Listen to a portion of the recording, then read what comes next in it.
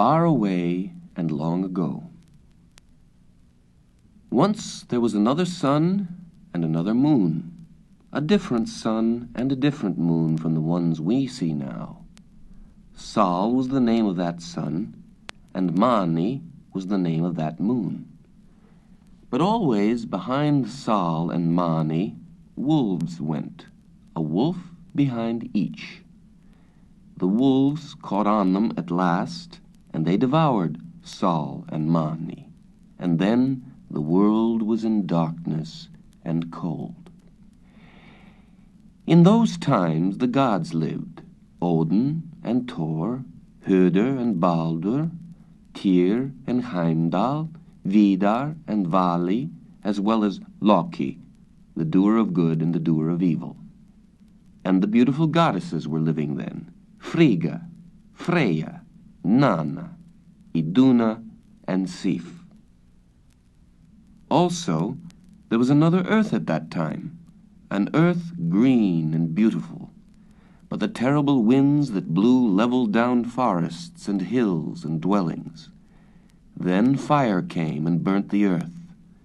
There was darkness, for the sun and the moon were devoured. The gods had met with their doom, and the time in which all these things happened was called Ragnarök, the twilight of the gods.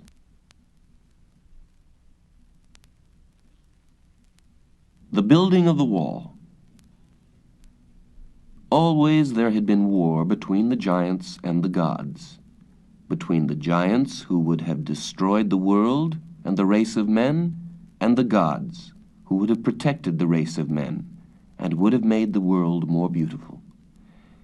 There are many stories to be told about the gods, but the first one that should be told to you is the one about the building of their city. The gods had made their way up to the top of a high mountain, and there they decided to build a great city for themselves that the giants could never overthrow. The city they would call Asgard, which means the place of the gods. They would build it on a beautiful plain that was on top of that high mountain, and they wanted to raise round their city the highest and strongest wall that had ever been built. Now one day, when they were beginning to build their halls and their palaces, a strange being came to them. Odin, the father of the gods, went and spoke to him.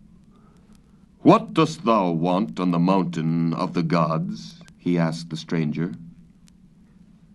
"I know what is in the mind of the gods," the stranger said. "They would build a city here. I cannot build palaces, but I can build great walls that can never be overthrown. Let me build the wall around your city." "How long will it take you to build a wall that will go around our city?" said the father of the gods. "A year, O Odin," said the stranger. Now Odin knew that if a great wall could be built around it, the gods would not have to spend all their time defending their city, Asgard, from the giants. And he knew that if Asgard were protected, he himself could go amongst men and teach them and help them. He thought that no payment the stranger could ask would be too much for the building of that wall. That day the stranger came to the council of the gods, and he swore that in a year he would have the great wall built. Then Odin made an oath that the gods would give him what he asked in payment if the wall were finished to the last stone in a year from that day. The stranger went away and came back on the morrow. It was the first day of summer when he started to work. He brought no one to help him except a great horse. Now the gods thought that this horse would do no more than drag blocks of stone for the building of the wall. But the horse did more than this. He set the stones in their places and mortared them together. And day and night, by light and dark, the horse worked, and soon a great wall was rising round the palaces that the gods themselves were building. "What reward will the stranger ask for the work he is doing for us?" the gods asked one another. Odin went to the stranger. "We marvel at the work you and your horse are doing for us," he said. "No one can doubt that the great wall of Asgard will be built up by the first day of summer. What reward do you claim? We would have it ready for you." The stranger turned from the work he was doing, leaving the great horse to pile up the blocks of stone. "O Father of the gods," he said, "O Odin, the reward I shall ask for my work is the sun and the moon and Freya, who watches over the flowers and grasses, for my wife." Now, when Odin heard this, he was terribly angered, for the price that the stranger asked for his work was beyond all prices. He went amongst the other gods who were then building their shining palaces within the great wall, and he told them what reward the stranger had asked. The gods said, "Without the sun and the moon, the world will wither away." And the goddesses said, "Without Freya, all will be gloom in Asgard." They would have let the wall remain unbuilt rather than let the stranger have the reward he claimed for building it. But one who was in the company of the gods spoke. He was Loki, a being who only half belonged to the gods. His father was the wind giant. "Let the stranger build the wall around Asgard," Loki said, "and I will find a way to make him give up the hard bargain he has made with the gods. Go to him and tell him that the wall must be finished by the first day of summer, and that if it is not finished to the last stone on that day, the price he asks will not be given to him." The gods went to the stranger, and they told him that if the last stone were not laid on the wall on the first day of the summer, not Sol or Mani, the sun and the moon, nor Freya would be given him. And now they knew that the stranger was one of the giants. The giant and his great horse piled up the wall more quickly than before. At night, while the giant slept, the horse worked on and on, hauling up stones and laying them on the wall with his great forefeet. And day by day the wall around Asgard grew higher and higher. But the gods had no joy in seeing that great wall rising higher and higher around their palaces. The giant and his horse would finish the work by the first day of summer, and then he would take the sun and the moon, Sol and Mani, and Freya away with him. But Loki was not disturbed. He kept telling the gods that he would find a way to prevent him from finishing his work, and thus he would make the giant forfeit the terrible price he had led Odin to promise him. It was 3 days to summertime. All the wall was finished except the gateway. Over the gateway a stone was still to be placed, and the giant, before he went to sleep, bade his horse haul up a great block of stone so that they might put it above the gateway in the morning, and so finish the work 2 full days before summer. It happened to be a beautiful moonlit night. Svaldifar, the giant's great horse, was hauling the largest stone he had ever hauled when he saw a little mare come galloping toward him. The great horse had never seen so pretty a little mare, and he looked at her with surprise. "Svaldifar, slave," said the little mare to him, and went frisking past. Svaldifar put down the stone he was hauling and called to the little mare. She came back to him. "Why do you call me Svaldifar, slave?" said the great horse. "Because you have to work night and day for your master," said the little mare. "He keeps you working, working, working, and never lets you enjoy yourself. You dare not leave that stone down and come and play with me." "Who told you I dare not do it?" said Svaldifar. "I know you daren't do it," said the little mare, and she kicked up her heels and ran across the moonlit meadow. Now the truth is that Svaldifar was tired of working day and night. When he saw the little mare go galloping off, he became suddenly discontented. He left the stone he was hauling on the ground. He looked round, and he saw the little mare looking back at him. he galloped after her. He did not catch up to the little mare. She went on swiftly before him. On she went over the moonlit meadow, turning and looking back now and again at the great Svaldifar, who came heavily after her. Down the mountainside the mare went, and Svaldifar, who now rejoiced at his liberty, and in the freshness of the wind and in the smell of the flowers, still followed her. With the morning's light they came near a cave, and the little mare went into it. They went through the cave. Then Svaldifar caught up to the little mare, and the two went wandering together, the little mare telling Svaldifar stories of the dwarves and the elves. They came to a grove, and they stayed together in it, the little mare playing so nicely with him that the great horse forgot all about time passing. And while they were in the grove, the giant was going up and down searching for his great horse. He had come to the wall in the morning expecting to put the stone over the gateway and so finish his work. But the stone that was to be lifted up was not near him. He called for Svaldifar, but his great horse did not come. He went to search for him, and he searched all down the mountainside, and he searched as far across the earth as the realm of the giants, but he did not find Svaldifar. The gods saw the first day of summer come and the gateway of the wall stand unfinished.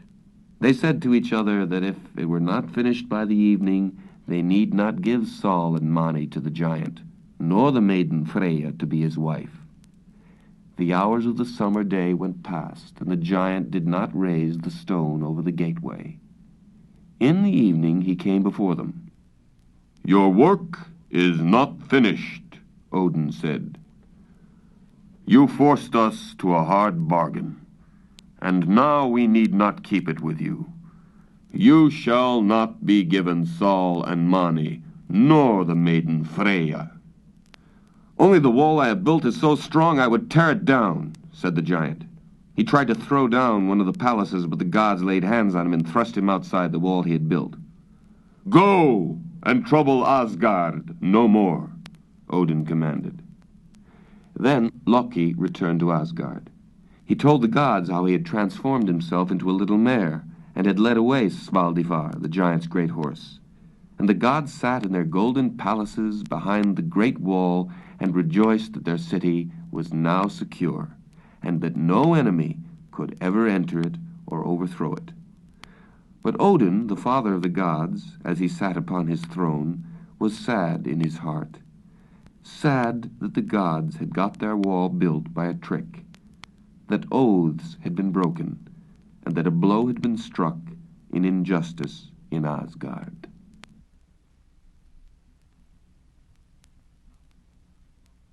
How Thor and Loki befooled Thrym, the giant.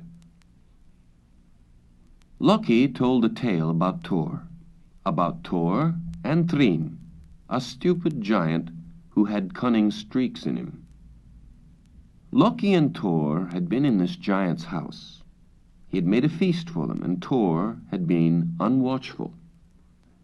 Then when they were far from Jotunheim, Thor missed Mjolnir, missed the hammer that was the defense of Asgard and the help of the gods. He could not remember how or where he had mislaid it.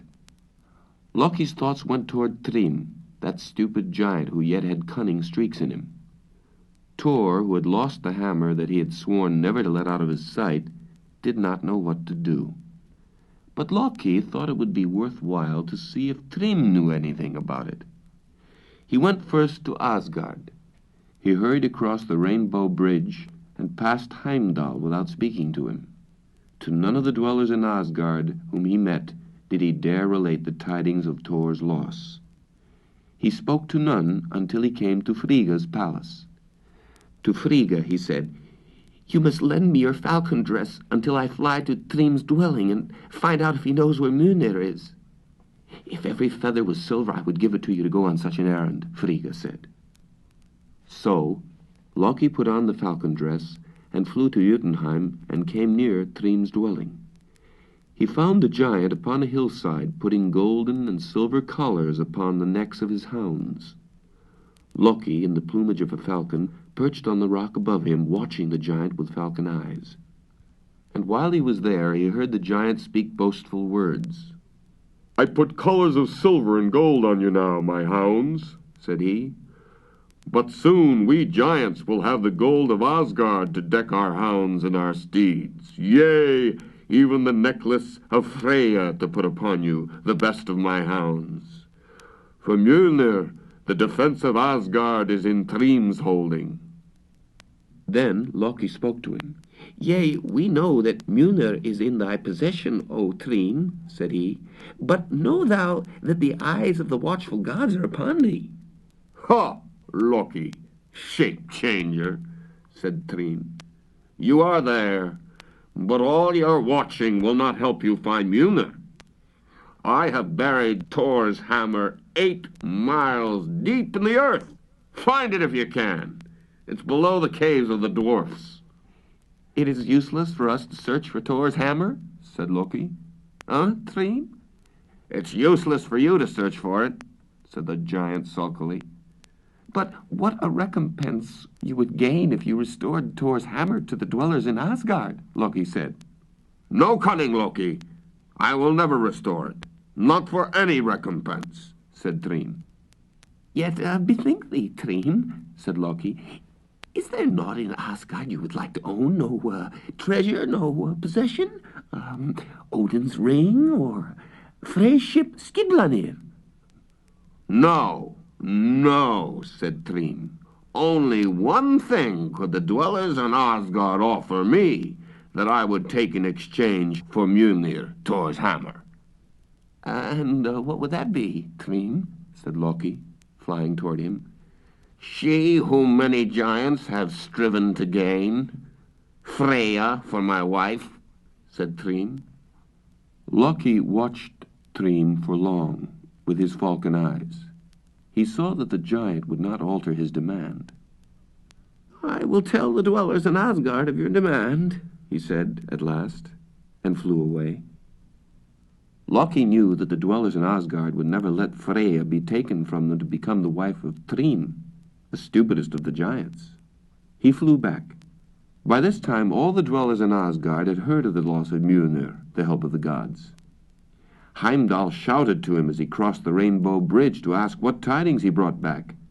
But Loki did not stop to speak to the warden of the bridge, but went straight to the hall where the gods sat in council. To the Aesir and the Vanir he told Thrym's demand. None would agree to let the beautiful Freya go live in Jotunheim as the wife to the stupidest of the giants.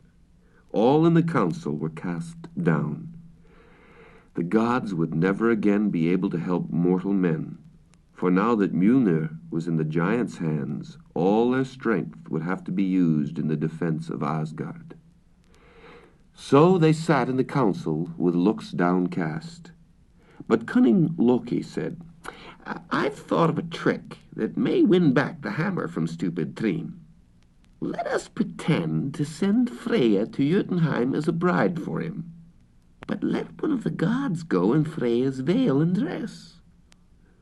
"Which of the gods would bring himself to do so shameful a thing?" said those in the council. "Oh, he who lost the hammer, Thor, should be prepared to do as much to win it back," said Loki. Thor! Let Thor win back the hammer from Thrym by Loki's trick," said the Aesir and the Vanir. They left it to Loki to arrange how Thor should go to Jotunheim as the bride for Thrym. Loki left the council of the gods and came to where he had left Thor. "There is but one way to win the hammer back, Thor," he said, "and the gods in council have decreed that you shall take it." "What is the way?" said Thor. "But no matter what it is, tell me of it, and I shall do as thou dost say." "Then," said laughing Loki, "I'm to take you to Jotunheim as a bride for Thrym. Thou art to go in bridal dress and veil, in Freya's veil and bridal dress." "What? I dress in woman's garb?" shouted Thor. "Yea, Thor, and wear a veil over your head and a garland of flowers upon it." "I? I wear a garland of flowers? And rings upon thy fingers, and a bunch of housekeeper's keys in thy girdle. Cease thy mockery, Loki, said Thor roughly, or I shall shake thee. Oh, this is no mockery. Thou will have to do this to win Mjolnir back for the defense of Asgard. Thrym will take no other recompense than Freya. I would mock him by bringing thee to him in Freya's veil and dress. When thou art in the hall, and he asks thee to join hands with him, say thou wilt not until he puts Mjolnir into thy hands. Then, when thy mighty hammer is in thy holding, thou canst deal with him and with all in his hall, and I shall be with thee as bridesmaid. Oh, sweet, sweet maiden Tor. Loki, said Thor, thou didst devise all this to mock me. I, in a bridal dress, I, with a bride's veil upon me. The dwellers in Asgard will never cease to laugh at me. Yea, said Loki, but there will never be laughter again in Asgard unless thou art able to bring back the hammer that thine unwatchfulness lost. True, said Thor unhappily.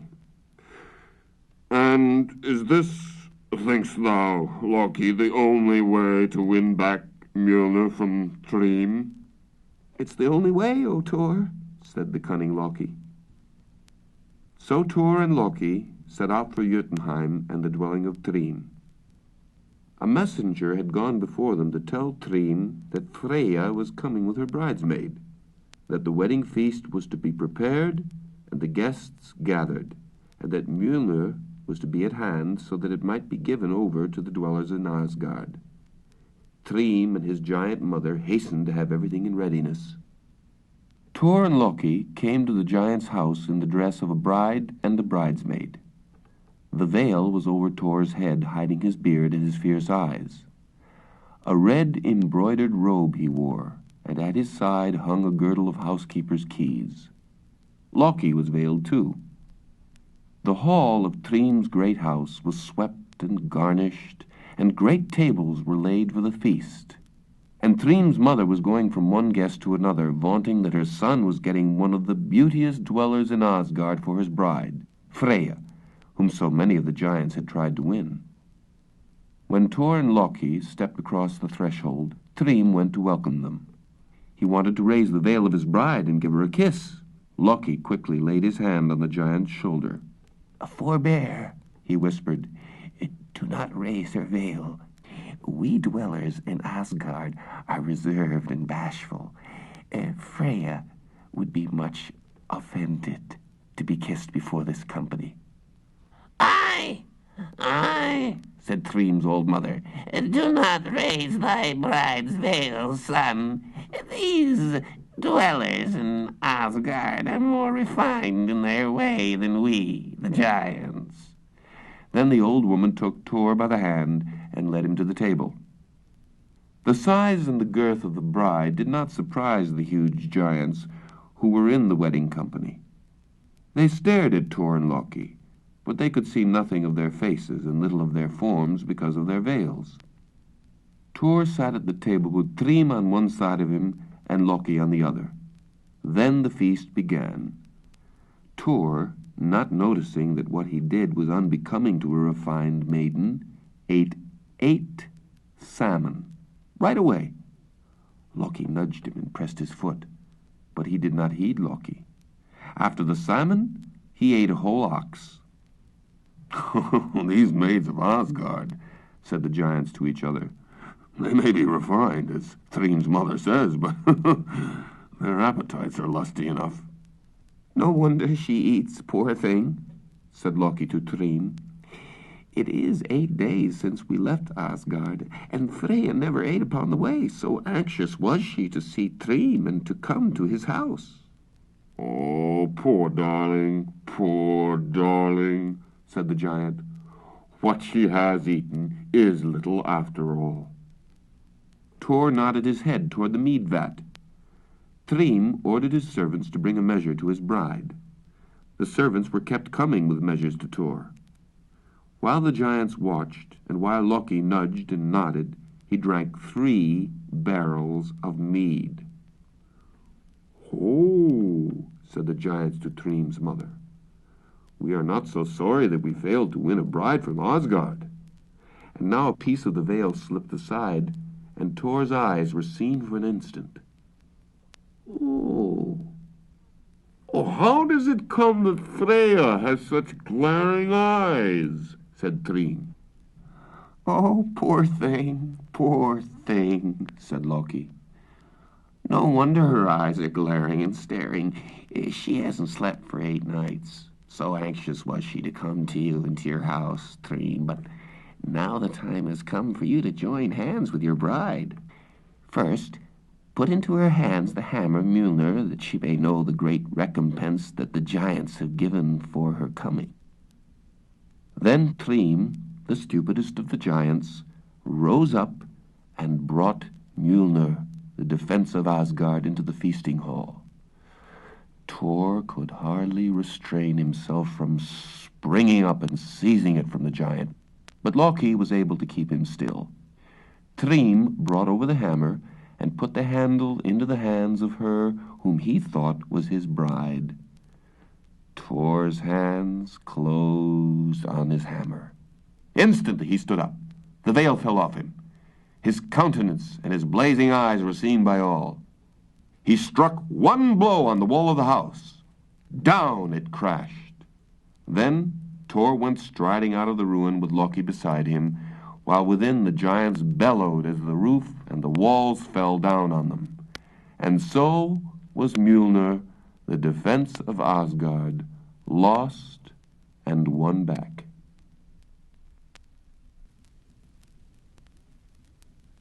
Iduna and her apples. How Loki put the gods in danger. In Asgard there was a garden, and in that garden there grew a tree, and on that tree there grew shining apples.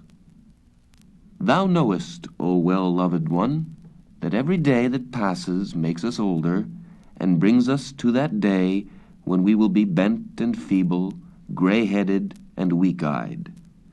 But those shining apples that grew in Asgard, they who ate of them every day grew never a day older, for the eating of the apples kept old age away. Iduna, the goddess, tended the tree on which the shining apples grew. None would grow on the tree unless she was there to tend it.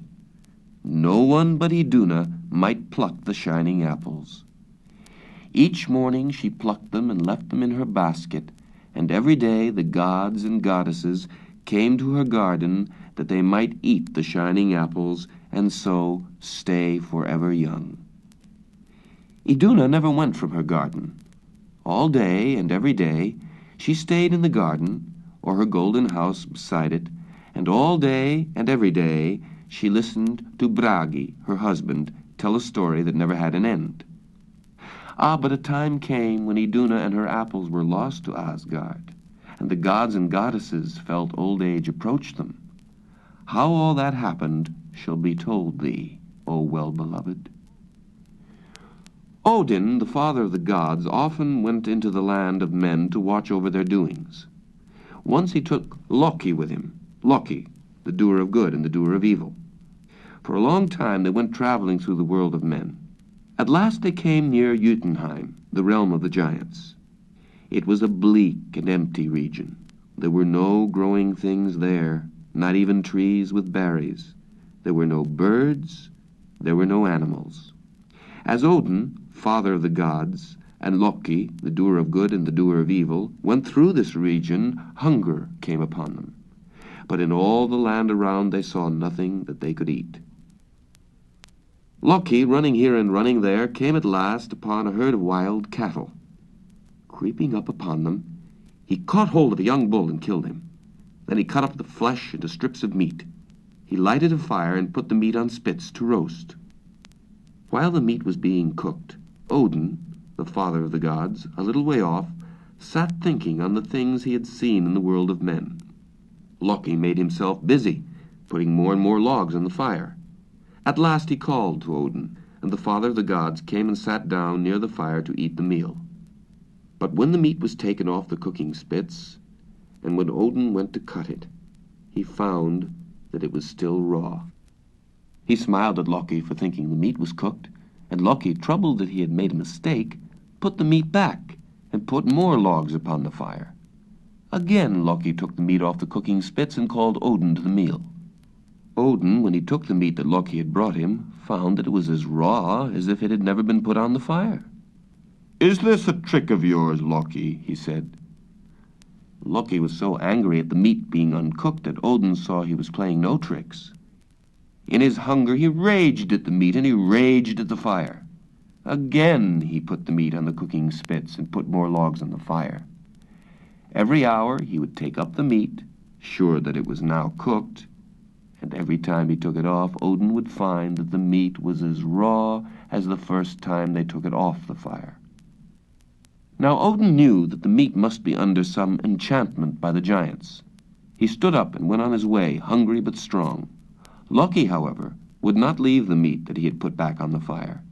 He would make it be cooked, he declared, and he would not leave that place hungry. The dawn came and he took up the meat again. As he was lifting it off the fire, he heard a whir of wings above his head. Looking up, he saw a mighty eagle, the largest eagle that ever appeared in the sky. The eagle circled round and came above Loki's head. "Canst thou not cook thy food?" the eagle screamed to him. "I cannot cook it," said Loki. "I will cook it for thee, if thou wilt give me a share," screamed the eagle. "Well, come then and cook it for me," said Loki. The eagle circled round until he was above the fire. Then, flapping his great wings over it, he made the fire blaze and blaze. A heat that Loki had never felt before came from the burning logs. In a minute he drew the meat from the spits and found it was well cooked. "My share! My share! Give me my share!" the eagle screamed at him. He flew down and, seizing on a large piece of meat, instantly devoured it. He seized on another piece. Piece after piece he devoured until it looked as if Loki would be left with no meat for his meal. As the eagle seized on the last piece, Loki became angry indeed. Taking up the spit on which the meat had been cooked, he struck at the eagle. There was a clang, as if he had struck some metal. The wood of the spit did not come away, it stuck to the breast of the eagle. But Loki did not let go his hold on the spit. Suddenly the eagle rose up in the air. Loki, who held to the spit that was fastened to the eagle's breast, was drawn up with him. Before he knew what had happened, Loki was miles and miles up in the air, and the eagle was flying with him toward Jotunheim, the realm of the giants. And the eagle was screaming out, "Loki! Friend Loki! I have thee at last! It was thou who didst cheat my brother of his reward for building the wall around Asgard. But Loki, I have thee at last. Know now that Thiassi the giant has captured thee, O Loki, most cunning of the dwellers in Asgard." Thus the eagle screamed as he went flying with Loki toward Jotunheim, the realm of the giants. They passed over the river that divides Jotunheim from Midgard, the world of men. And now Loki saw a terrible place beneath him, a land of ice and rock. Great mountains were there. They were lighted by neither sun nor moon, but by columns of fire thrown up now and again through cracks in the earth, or out of the peaks of the mountains. Over a great iceberg the eagle hovered. Suddenly he shook the spit from his breast, and Loki fell down on the ice. The eagle screamed out to him, "Thou art in my power at last, O thou most cunning of all the dwellers in Asgard." The eagle left Loki there and flew within a crack in the mountain. Miserable indeed was Loki upon that iceberg. The cold was deadly. He could not die there, for he was one of the dwellers in Asgard, and death might not come to him that way. He might not die, but he felt bound to that iceberg with chains of cold. After a day, his captor came to him, not as an eagle this time, but in his own form, Thiassi the giant. "Wouldst thou leave thine iceberg, Loki?" He said. "And return to thy pleasant place in Asgard? Thou dost delight in Asgard, although only by one half dost thou belong to the gods. Thy father, Loki, was the wind giant." "Oh, that I might leave this iceberg," Loki said, with the tears freezing on his face. "Thou mayst leave it, when thou showst thyself ready to pay thy ransom to me," said Thiassi. "Thou wilt have to get me the shining apples that Iduna keeps in her basket." "I cannot get Induna's apples for thee, Thiassi," said Loki. "Then stay upon the iceberg," said Thiassi the giant. He went away and left Loki there with the terrible winds buffeting him as with blows of a hammer. When Thiassi came again and spoke to him about his ransom, Loki said, "There is no way of getting the shining apples from Iduna." "There must be some way, O cunning Loki," said the giant. "Iduna, although she guards well the shining apples, is simple-minded," said Loki. "It may be that I shall be able to get her to go outside the wall of Asgard. If she goes, she will bring her shining apples with her, for she never lets them go out of her hand except when she gives them to the gods and goddesses to eat." "Make it so that she will go beyond the wall of Asgard," said the giant. "If she goes outside the wall, I shall get the apples from her. Swear by the world tree that thou wilt lure Iduna beyond the wall of Asgard. Swear it, Loki, and I shall let thee go." "I swear it by Yggdrasil, the world tree, that I will lure Iduna beyond the wall of Asgard, if thou wilt take me off this iceberg," said Loki. Then Thiassi changed himself into a mighty eagle, and taking Loki in his talons, he flew with him over the stream that divides Jotunheim, the realm of the giants, from Midgard, the world of men. He left Loki on the ground of Midgard, and Loki then went on his way to Asgard. Now Odin had already returned, and he had told the dwellers in Asgard of Loki's attempt to cook the enchanted meat. All laughed to think that Loki had been left hungry for all his cunning. Then when he came into Asgard looking so famished, they thought it was because Loki had had nothing to eat. They laughed at him more and more. But they brought him to the feast hall, and they gave him the best food with wine out of Odin's wine cup. When the feast was over, the dwellers in Asgard went to Iduna's garden, as was their wont. There sat Iduna in the golden house that opened on her garden. Had she been in the world of men, everyone who saw her would have remembered their own innocence, seeing one who was so fair and good. She had eyes blue as the blue sky, and she smiled as if she were remembering lovely things she had seen or heard.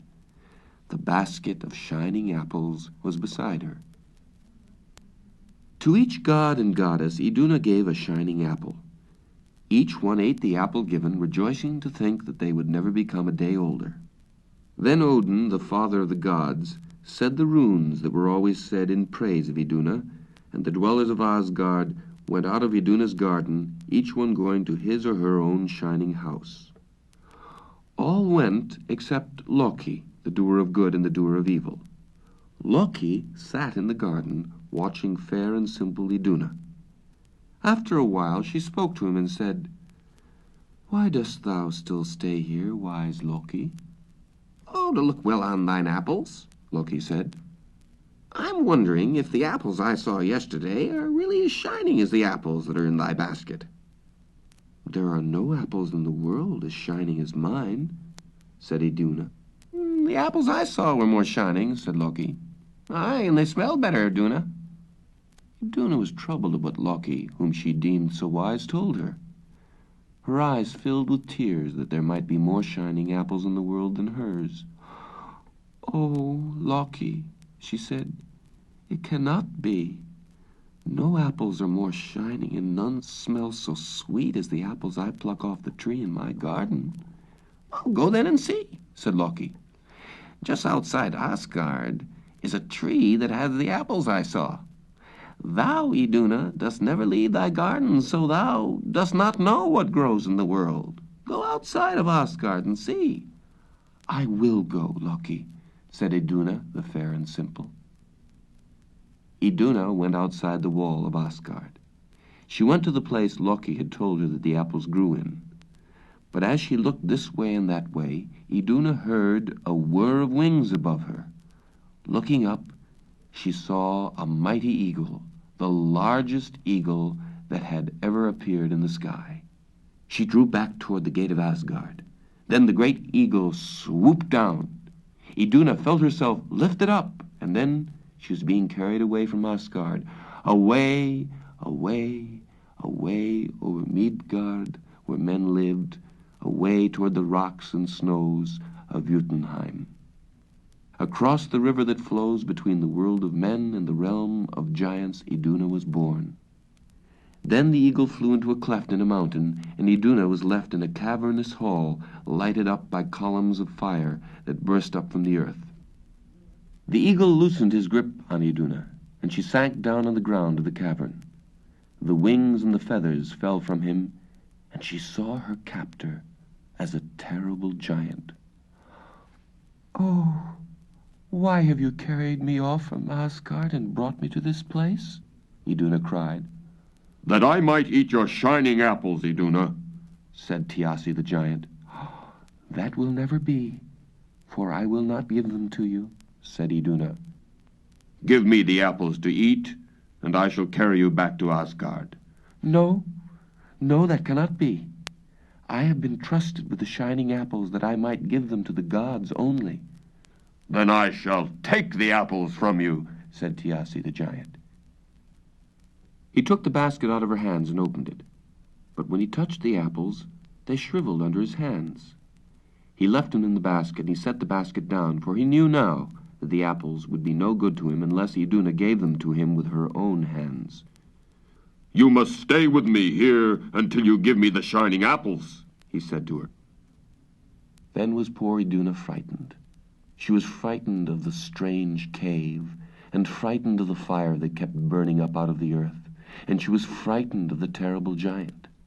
But above all, she was frightened to think of the evil that would fall upon the dwellers in Asgard if she were not there to give them the shining apples to eat.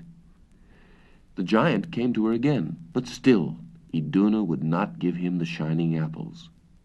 And there in the cave she stayed, the giant troubling her every day. And she grew more and more fearful as she saw in her dreams the dwellers in Asgard go to her garden, go there, and not being given the shining apples, feel and see a change coming over themselves and over each other. It was as Iduna saw it in her dreams. Every day the dwellers in Asgard went to her garden, Odin and Thor, Höder and Baldur, Tyr and Heimdall, Vidar and Vali, with Frigga, Freya, Nanna, and Sif. There was no one to pluck the apples of their tree. And a change began to come over the gods and goddesses. They no longer walked lightly. Their shoulders became bent. Their eyes no longer were as bright as dewdrops. And when they looked upon one another, they saw the change. Age was coming upon the dwellers in Asgard. They knew that the time would come when Frigga would be gray and old, when Sif's golden hair would fade, when Odin would no longer have his clear wisdom, and when Thor would not have strength enough to raise and fling his thunderbolts. And the dwellers in Asgard were saddened by this knowledge, and it seemed to them that all brightness had gone from their shining city. Where was Iduna whose apples would give back youth and strength and beauty to the dwellers in Asgard? The gods had searched for her through the world of men. No trace of her did they find. But now Odin, searching through his wisdom, saw means to get knowledge of where Iduna was hidden. He summoned his 2 ravens, Hugin and Munin, his 2 ravens that flew through the earth and through the realm of the giants, and that knew all things that were past and all things that were to come. He summoned Hugin and Munin, and they came, and one sat on his right shoulder, and one sat on his left shoulder, and they told him deep secrets. They told him of Thiassi and of his desire for the shining apples that the dwellers in Asgard ate, and of Loki's deception of Iduna, the fair and simple. What Odin learned from his ravens was told in the council of the gods. Then Thor the Strong went to Loki and laid hands upon him. When Loki found himself in the grip of the strong god, he said, "What wouldst thou with me, O Thor?" "I would hurl thee into a chasm in the ground and strike thee with my thunder," said the strong god. "It was thou who didst bring it about that Iduna went from Asgard." "Oh, Thor," said Loki, "do not crush me with thy thunder. Let me stay in Asgard. I will strive to win Iduna back."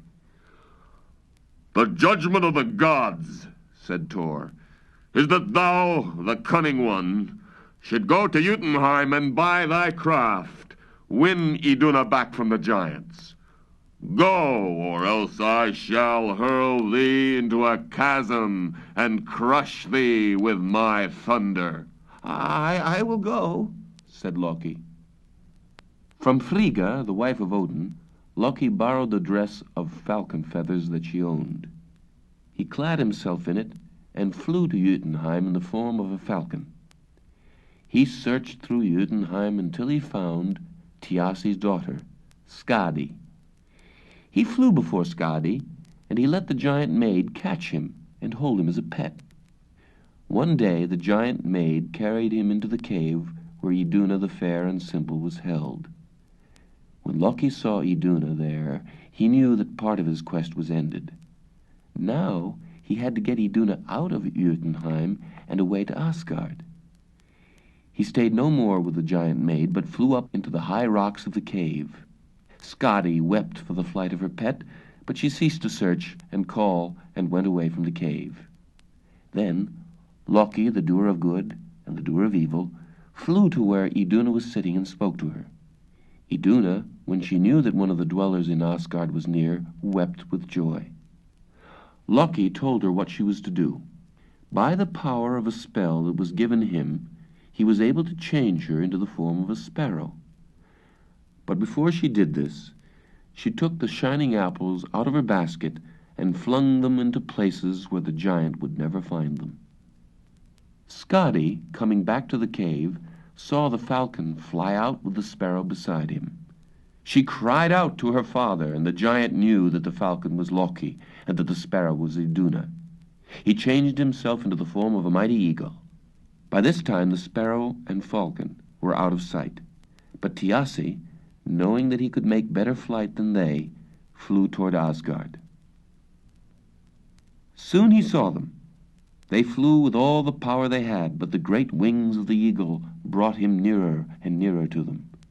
The dwellers in Asgard, standing on the wall, saw the falcon and the sparrow with the great eagle pursuing them. They knew who they were, Loki and Iduna, with Thiassi in pursuit. As they watched the eagle winging nearer and nearer, the dwellers in Asgard were fearful that the falcon and the sparrow would be caught upon, and that Iduna would be taken again by Thiassi. They lighted great fires upon the wall, knowing that Loki would find a way through the fires, bringing Iduna with him, but that Thiassi would not find a way. The falcon and the sparrow flew toward the fires. Loki went between the flames and brought Iduna with him. And Thiassi, coming up to the fires and finding no way through, beat his wings against the flames. He fell down from the wall, and the death that came to him afterwards was laid to Loki. Thus Iduna was brought back to Asgard. Once again she sat in the golden house that opened to her garden. Once again she plucked the shining apples off the tree she tended. And once again she gave them to the dwellers in Asgard. And the dwellers in Asgard walked lightly again, and brightness came into their eyes and into their cheeks. Age no more approached them. Youth came back, Light and joy were again in Asgard.